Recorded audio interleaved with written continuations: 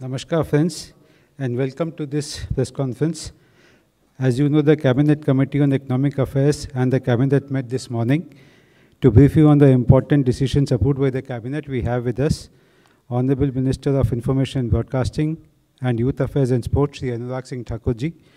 My warm welcome to the Honorable Minister. After the briefing, we will take some questions relating to the Cabinet decisions only. Over to HMIB, sir. नमस्कार मित्रों, माननीय प्रधानमंत्री नरेंद्र मोदी जी के नेतृत्व में CCA की बैठक और कैबिनेट कमेटी की जो बैठक हुई उसके निर्णयों से आपको अवगत करवाने के लिए आया हूं। धुलेरा गुजरात में ग्रीनफील्ड एयरपोर्ट के डेवलपमेंट के लिए आज उसको अनुमति दी गई है। आपको ज्ञात होगा 2016 में ग्रीनफील्ड एयरपोर्ट पॉलिसी के अंतर्गत धुलेरा में नए ग्रीनफील्ड एयरपोर्ट बनाने का इनिशिएटिव लिया गया था, जिसके चलते इसकी एनवायरनमेंट क्लियरेंस भी और इसकी सिक्योरिटी क्लियरेंस और रक्षा मंत्रालय से एनओसी भी आ चुका है, होम मिनिस्ट्री से भी आ चुका है। 1501 हेक्टेयर भूमि इसके लिए उपलब्ध करवाई जा चुकी है। Dholera international airport company limited इसको बनाने का काम करेगी। इसमें 51% share holding airport authority of India यानी कि भारत सरकार की होगी, गुजरात सरकार की 33% हिस्सेदारी होगी और national industrial corridor development and implementation trust NICDIT की 16% इसमें हिस्सेदारी होगी। इसका काम 48 महीने में बनाकर पूरा किया जाएगा। 40% इक्विटी के माध्यम से धन आएगा और 60% इसमें ऋण के रूप में इसकी होगी भागीदारी। इसमें दो तरह की सुविधाएं होंगी, एक और तो पैसेंजर्स के लिए भी एयरपोर्ट की सुविधा, दूसरी तरफ से कार्गो की सुविधा भी। ये अपने आप में जिस तरह से माननीय प्रधानमंत्री जी की सोच गति शक्ति की प्रोजेक्ट्स को आगे ले जाने की है, मल्टी मॉडल कनेक्टिविटी की हम बात करते हैं, ये उसी दिशा में एक बहुत बड़ा इनिशिएटिव है। अगर हम कुल मिलाकर देखें तो दिल्ली मुंबई कॉरिडोर में जहां इस तरह के 8 नोड्स बननी है, उनमें से एक ये धुलेरा का भी है। और जब मैं मल्टी मॉडल कनेक्टिविटी की बात कर रहा हूं तो यहां पर धुलेरा स्पेशल इन्वेस्टमेंट रीजन की लॉजिस्टिक्स की आवश्यकताओं को भी ये पूरा करेगा और इसको अहमदाबाद के दूसरे एयरपोर्ट के रूप में भी देखा जाएगा, जहाँ पे यात्रियों को इसका लाभ मिलेगा और आसपास के इलाके के लोगों को भी इसका लाभ मिलेगा। यहाँ के लिए इस एयरपोर्ट को जोड़ने के लिए 6 lane expressway, rapid transportation system, broad gauge railway line और फ्रेट कॉरिडोर से फीडर लाइन को भी विकसित किया जा रहा है।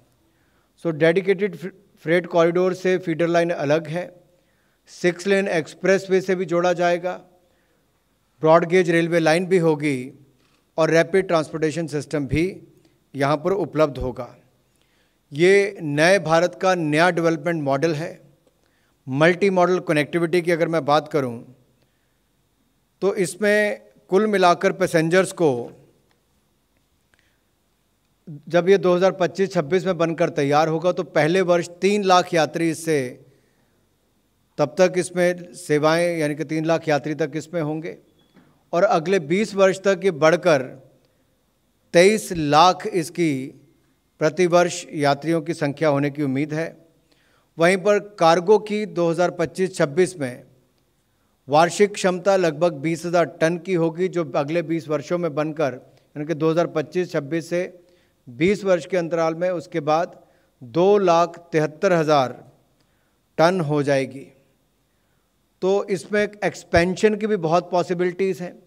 अभी फेज़ 1 को अनुमति दी गई है, फेज़ 1 के बाद फेज़ 2, फेज़ 3 की भी सुविधा होगी।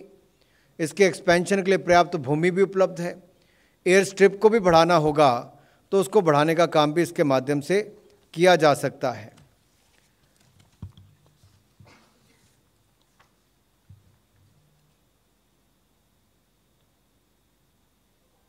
इसके अलावा सुबह आपको माननीय रक्षा मंत्री जी ने भी निर्णय पर जो निर्णय लिया गया उससे अवगत भी करवाया है।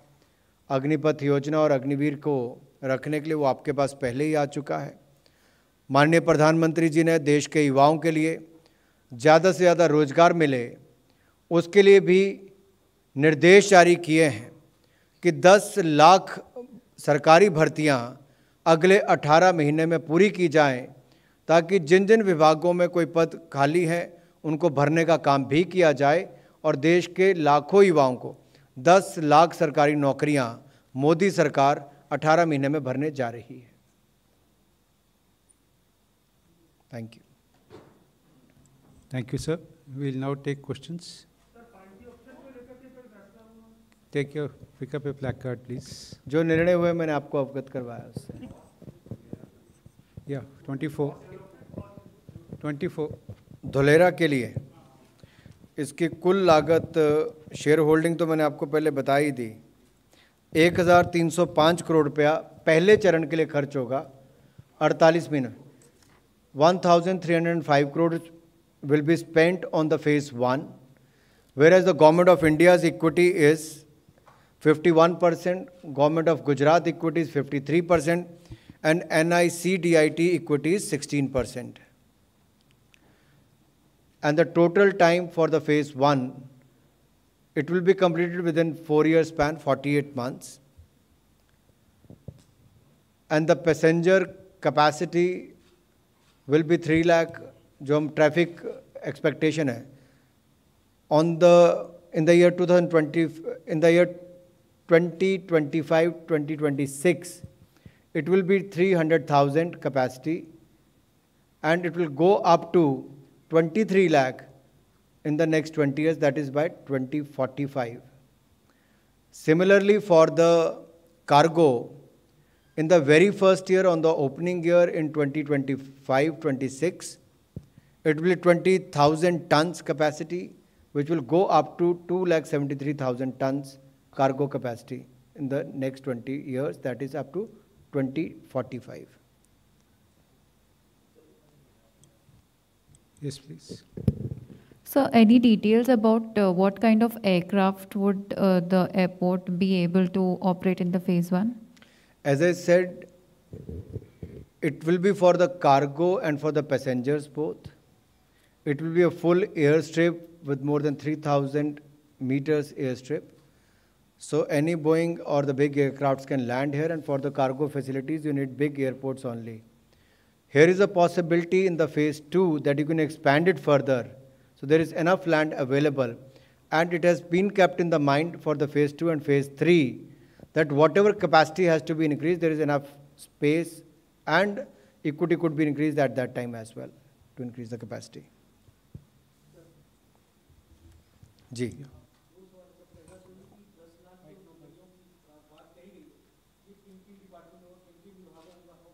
क्या इसका कुछ ब्रेकअप है, कुछ कैसे कब होगा, किस तरह से होगा?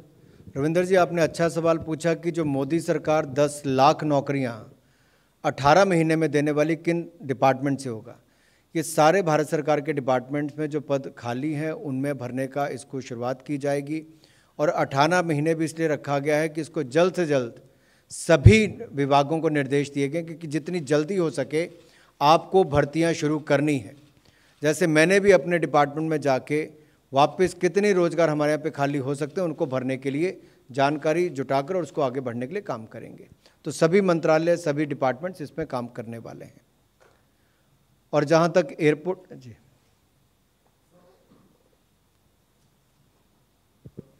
इन जॉब्स में सर, ये जो रनिंग जैसे रेलवे में करीब 1.5 लाख वैकेंसी चल रही है, ये भी इंक्लूड है कि इनके अलावा एडिशनल होगा? ये सारी डिटेल्स आपको आ भी जाएंगी। जैसे मैंने कहा कि सभी विभाग और सभी डिपार्टमेंट्स की जब हम बात करते हैं और 10 लाख रोजगार देने की बात कर रहे हैं और 18 महीने के अंदर देने की बात कर रहे हैं, तो वो फोकस्ड इसीलिए कि सभी डिपार्टमेंट्स में जो कमियां हैं, जो अभी खाली पद हैं, उनको जितनी जल्दी हो सके भरा जा सके। ये डिफेंस वाले से अलग है, ये डिफेंस वाले से जो घोषणा हुई है? डिफेंस वाली माननीय रक्षा मंत्री जी ने आपको बताया कि 46,000 अग्निवीर इसी साल से शुरुआत की जाएगी प्रतिवर्ष, जैसे उसको भरने की बात है। और यही नहीं, उनको पहले साल जहां एक और 4,70,000 रुपये के लगभग शायद उन्होंने बताया होगा मिलेगा, तो चौथे साल तक उनको 6,92,000 रुपया अग्निवीर को मिलेगा। और चौथे साल के बाद जब वो रिटायर करते हैं तो उनको 11 लाख रुपए के लगभग उसमें मिलेंगे। तो वो अग्निवीर वाले 46,000 हैं और कुल मिलाकर इसको 10 लाख की बनता है। Sir, तो इसको मिलाकर 10 लाख बन जाते हैं। Sir, after completion of their tenure, would they be preferred in government jobs? See, we will be more than happy, the PSUs can have a look at that, looking at their skill set, their background, their capabilities, their education qualification. Many can get into any job. जब आप 21-22 साल की उम्र में आते हैं, आप उन 4 वर्षों में जहां एक और आपको तनख्वाह और उसके अलावा जो आपको बाद में पैसा मिलेगा, कुल मिलाकर 30 लाख रुपया 4 वर्षों में आपके खाते में भी आ जाएगा 22 साल की उम्र तक। और उसके बाद आप किसी भी क्षेत्र में अपने आप को रोजगार लेने के लिए आपके पास अवसर है और आपके पास 4 वर्ष का अनुभव भी होगा फौज में अलग अलग क्षेत्रों में काम करने का। तो मुझे नहीं लगता, अभी भी आप देखिए एक्स सर्विस में जितने भी आते हैं उनकी बहुत रिक्वायरमेंट रहती है अलग अलग क्षेत्रों में। कंपनीज लुक फॉरवर्ड, और वो 15 साल के 18 साल के बाद आते हैं। ये 4 साल के बाद यंग वर्क फोर्स आएगी तो उसका कोई पॉसिबिलिटीज बहुत है।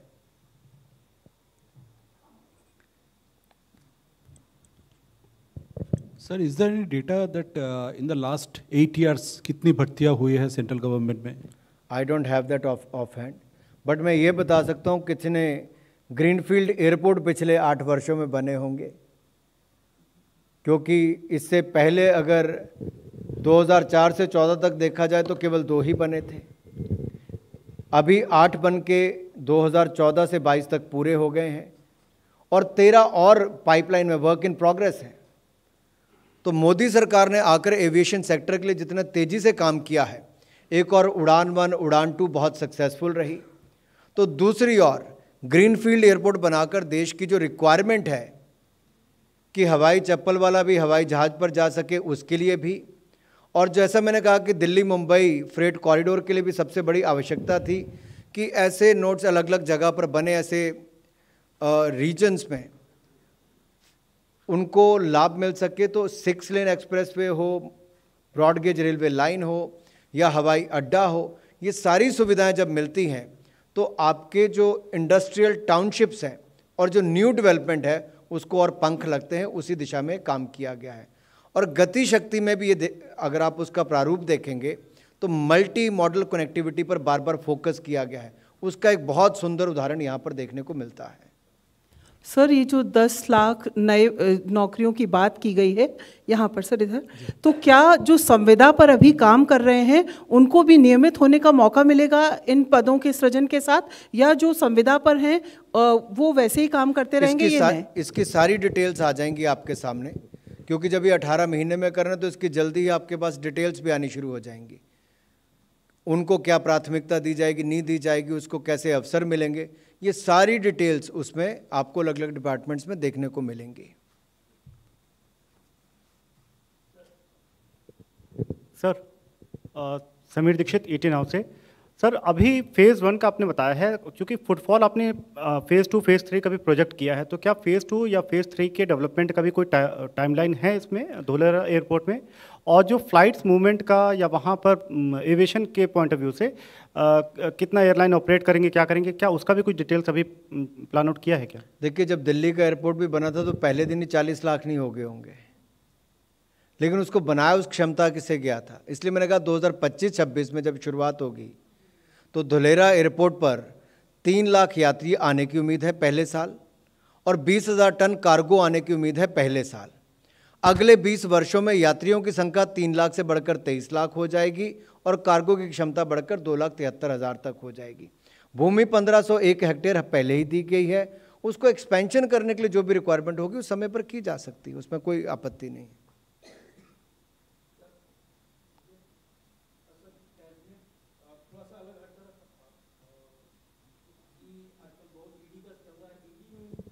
कि पूछताछ में सत्येंद्र जैन ने कहा कि कोरोना कारण से उनकी याददाश्त चली गई है।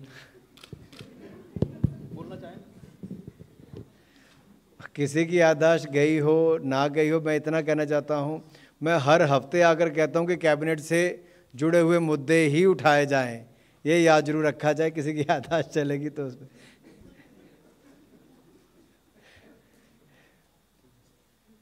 Thank you. Thank you very much, sir. Please join us for tea and coffee on the 4th floor with Honorable Minister.